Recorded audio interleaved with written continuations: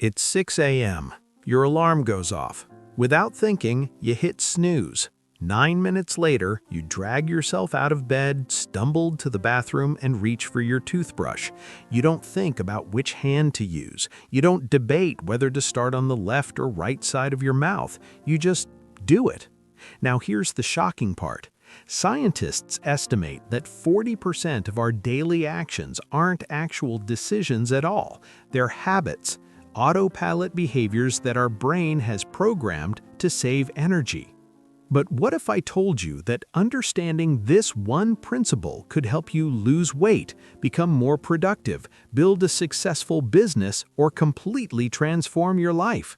Today, we're diving deep into Charles Duhigg's groundbreaking book, The Power of Habit, a book that reveals the scientific secrets behind why we do what we do, and more importantly, how to change it. By the end of this video, you'll understand the exact framework that Fortune 500 companies use to influence millions, that Olympic athletes use to win gold medals, and that ordinary people have used to overcome addiction, procrastination, and self-destructive patterns. So stick around, because we're about to unlock the code to human behavior. Before we dive in, let me tell you a story that will blow your mind. In the 1990s, researchers at MIT studied a man named Eugene. Eugene had suffered brain damage from viral encephalitis and couldn't form new memories. If you left the room and came back 2 minutes later, he wouldn't remember meeting you. Yet somehow, Eugene could still take a walk around his neighborhood every morning without getting lost. He could make himself breakfast. He could find the bathroom in his house. How is this possible? The answer lies in a part of Eugene's brain that remained intact, the basal ganglia. This tiny structure deep in your brain is responsible for storing habits. And this discovery led scientists to a profound realization. Habits are so powerful that they exist outside of conscious memory. This is both terrifying and empowering. Terrifying because it means we're running on autopilot more than we realize. Empowering because once we understand how habits work, we can reprogram them. Let's break down exactly how. Part 1. The Habit Loop. Charles Duhigg reveals that every habit follows a simple 3-step pattern he calls the habit loop. Understanding this loop is the foundation for everything else. Step 1. The cue. The cue is a trigger that tells your brain to go into automatic mode. It's the alarm that starts the program running. Think about it. You see your phone light up with a notification. That's a cue. You feel stressed at work. That's a cue. You walk past a bakery and smell fresh cookies. That's a cue. There are 5 main categories of cues. Location, where are you? Time, what time is it? Emotional state, how do you feel? Other people, who's around you? Immediately preceding action, what did you just do? Step 2, the routine. This is the behavior itself, the action you take in response to the cue. It could be physical, mental, or emotional. When your phone buzzes, you grab it and check Instagram. When you feel stressed, you bite your nails. When you smell cookies, you walk in and buy one. Step 3. The reward. This is the benefit you gain from the routine. It's what teaches your brain that this loop is worth remembering for the future. Checking Instagram gives you a hit of dopamine from social validation. Nail biting temporarily relieves tension. The cookie tastes delicious and provides comfort. The power of the loop. Here's what's crucial. Over time, this loop becomes more and more automatic. The cue and reward become neurologically intertwined, creating a powerful craving that drives the routine. Let me give you a real-world example from the book. The Febreze story. When Procter Gamble launched Febreze in the late 1990s, they thought they had a miracle product. It could remove bad odors from fabric. They targeted pet owners and people with smoking habits. The product bombed. Why? Because people who lived with bad smells had gotten used to them. They couldn't smell their own cat's litter box or their cigarette smoke. No smell meant no cue. No cue meant no habit loop. Then a breakthrough. One woman mentioned she used Febreze as a final touch after cleaning, a little spray to make the room feel fresh and make cleaning feel complete. P&G pivoted their entire strategy. They repositioned Febreze as the reward at the end of a cleaning routine, not the solution to a problem. They added perfumes to create a pleasant scent, a tangible reward. Sales exploded. This teaches us something profound. Habits need clear cues and satisfying rewards to stick. This is why so many New Year's resolutions fail. We try to create new routines without establishing the proper cues and rewards to support them. Part 2. The Golden Rule of Habit Change. Now here's where it gets practical. You can't eliminate bad habits, but you can change them. Duhigg introduces what he calls the golden rule of habit change. You can't extinguish a bad habit, you can only change it by keeping the same cue and reward but inserting a new routine. Let me explain with a powerful story from the book, The Alcoholics Anonymous Framework.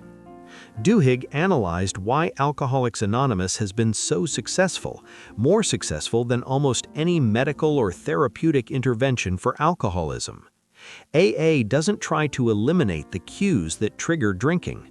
Stress, social anxiety, depression, these don't go away.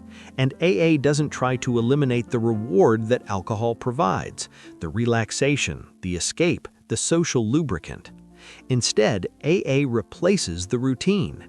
When you feel the urge to drink, cue, instead of drinking, old routine, you call your sponsor, go to a meeting, or work through the 12 steps, new routine.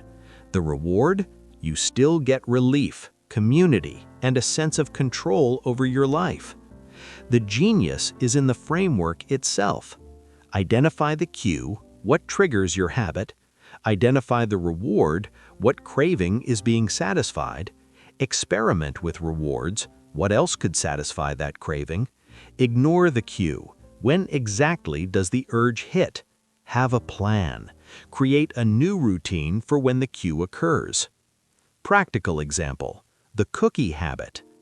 Let's say you have a habit. Part 3, Keystone Habits. Now let me share one of the most powerful concepts in the entire book, Keystone Habits. Some habits matter more than others. When you change one keystone habit, it triggers a chain reaction that transforms multiple areas of your life. The Alcoa transformation. Let me tell you an incredible story. In 1987, Paul O'Neill became CEO of Alcoa, the aluminum manufacturing giant. On his first day, at a room full of Wall Street investors expecting to hear about profit margins and business strategy, O'Neill said something shocking. "I want to talk to you about worker safety. I intend to make Alcoa the safest company in America. I intend to go for 0 injuries." Investors were confused. Some sold their stock immediately, thinking the new CEO was out of touch. They couldn't have been more wrong. Within a year of O'Neill's speech, Alcoa's profits hit a record high. By the time he retired in 2000, the company's annual net income had grown 5 times larger. Alcoa became one of the safest companies in the world and one of the most profitable. How? O'Neill had identified a keystone habit, worker safety. To improve safety, the company had to improve communication. Workers needed to report problems immediately, improve manufacturing processes to eliminate hazards, empower employees, everyone could suggest improvements, analyze data to find patterns in accidents. By focusing on this one keystone habit, the entire organizational culture transformed. Quality improved, efficiency increased, innovation flourished. Personal keystone habits. The same principle applies to your personal life. Research has identified several powerful keystone habits. 1. Exercise. Studies show that when people start exercising regularly, even just once or twice a week, they start changing other unrelated patterns in their lives. They eat better, even though no one told them to. They become more productive at work. They smoke less. They show more patience with colleagues and family. They use their credit cards less. Why? Exercise creates a sense of accomplishment and self-control that spills over into other areas. 2. Family dinners. Research shows that families who eat together regularly have children who get better grades, have greater emotional stability, are less likely to use drugs or alcohol, have better vocabulary and communication skills. One simple habit, eating together, creates a ripple effect of positive behaviors. 3. Making your bed. This might sound silly, but hear me out. A study of military personnel found that making your bed every morning correlates with better productivity, stronger sense of well-being, and better budgeting skills. Why? It creates a sense of order and accomplishment first thing in the morning. You've completed a task. Your environment is organized. This sets a psychological tone for the rest of the day. 4. Tracking your spending. People who habitually track their spending, even without trying to budget, naturally spend less. The act of awareness changes behavior. 5. Keeping a food journal. Similarly, people who write down what they eat typically eat healthier and lose more weight, even if they're not actively trying to diet. Your Keystone Habit assignment. The question you need to ask yourself is, what's the one habit that could trigger a cascade of positive changes in your life? Maybe it's waking up 30 minutes earlier, meditation or journaling, planning your day the night before, reading for 20 minutes daily. The key is to identify a habit that will naturally lead to other positive behaviors. Start small, make it stick, and watch the transformation ripple outward. Part 4. The power of belief.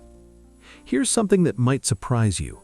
Changing habits isn't just about mechanics, it's also about belief. Duhigg shares a fascinating insight.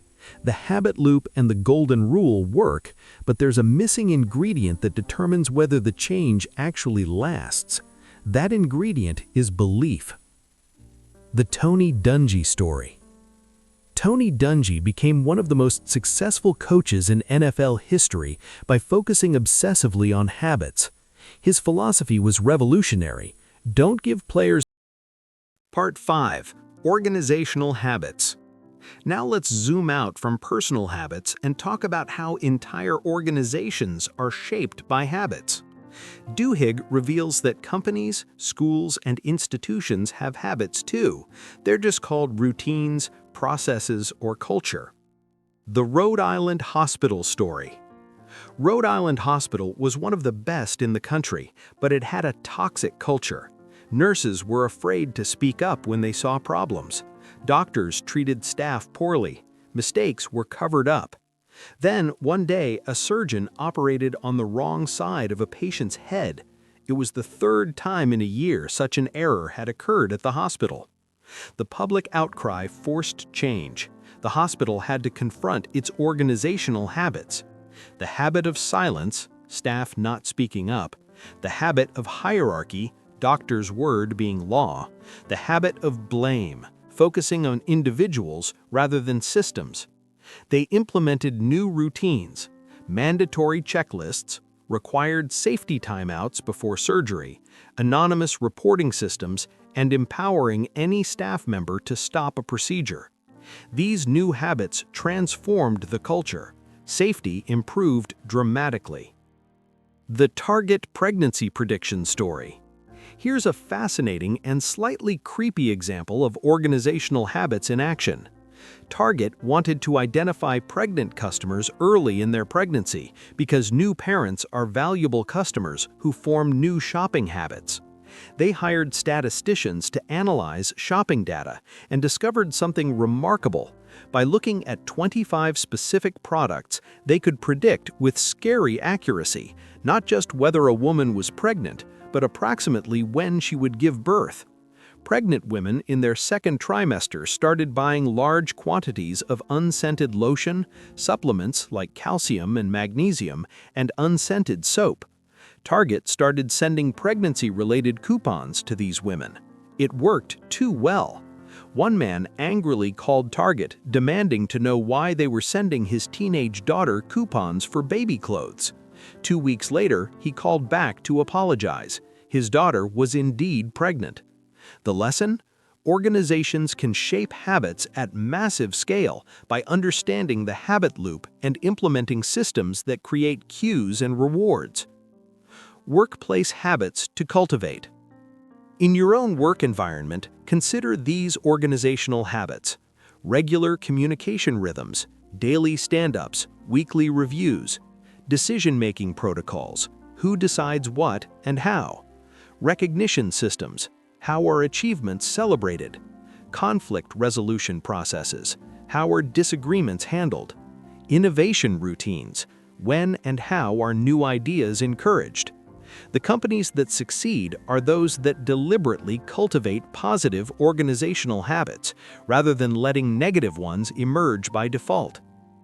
Part 6. Practical Framework for Habit Change. All right, let's bring this all together with a practical framework you can use starting today to change any habit in your life. The 4-step habit change process. Step 1. Identify the routine. What's the specific behavior you want to change? Be precise. Not, I want to be healthier. Instead, I want to stop eating fast food for lunch every day. Step 2. Experiment with rewards. Remember, you're trying to figure out what craving is actually driving your routine. For the fast food example, experiment. Day 1, eat a salad at your desk. Still want fast food? The reward isn't the food quality. Day 2, eat at your desk but take a 15-minute walk first. Feel better? Maybe you need the break. Day 3, bring lunch but eat it outside. Even better? The reward is getting outside. Day 4, bring lunch and eat with colleagues. Best yet? The reward is social connection. Keep a journal. Write down how you feel immediately after trying each reward. After 15 minutes, set a timer. When it goes off, ask yourself, do I still feel the urge? Step 3. Isolate the cue. This is detective work. Track these 5 things when the urge hits. Location, where are you? Time, what time is it? Emotional state, how do you feel? Other people, who else is around? And immediately, let's wrap this up with the big picture. The Power of Habit isn't just a book about changing bad behaviors or building good ones. It's a book about understanding what makes us human. We are, in large part, the sum of our habits. The person you are today is essentially the habits you've built over time. The person you'll become tomorrow is the habits you choose to build starting today. Think about it. You don't decide your future. You don't decide your life will be great and then it magically becomes great. You decide what habits you'll adopt, and those habits determine everything else. Want to be financially secure? Build the habit of tracking expenses and saving automatically. Want to be healthy? Build the habit of moving your body and eating whole foods. Want better relationships? Build the habit of active listening and expressing gratitude. Want to be creative? Build the habit of showing up to create even when you don't feel inspired. The beautiful thing is that habits are democratic. They don't care about your past, your circumstances, or your advantages. Anyone can build better habits. It takes awareness, effort, and time, but it's possible. If you remember nothing else from this video, remember these 3 things. Every habit follows the loop: cue, routine, reward. Understanding this loop gives you power over your behavior. You can't eliminate bad habits, but you can change them. Keep the cue and reward the same, but change the routine in between. Focus on keystone habits. Some habits matter more than others. Change one and everything else becomes easier. Here's what I want you to do right now. Pick one habit you want to change. Just one. Don't try to overhaul your entire life. Start small. Follow the 4-step process. Identify the routine, experiment with rewards, isolate the cue, and make a plan. Give yourself 30 days. Document your progress, adjust as needed. And remember Eugene, the man who couldn't form new memories but could still live his life through habits. Your habits are that powerful. They operate below the level of consciousness, but they shape everything. You have the power to choose them. If you found this video valuable, please like, subscribe, and share it with someone who needs to hear this message. Drop a comment below telling me what one habit you're going to work on. And if you want to dive deeper, grab a copy of The Power of Habit by Charles Duhigg. It's packed with more stories, research, and insights than we could possibly cover in one video. Thanks for watching. Now go build something better. Remember, you are what you repeatedly do. Excellence, then, is not an act, but a habit. See you in the next video.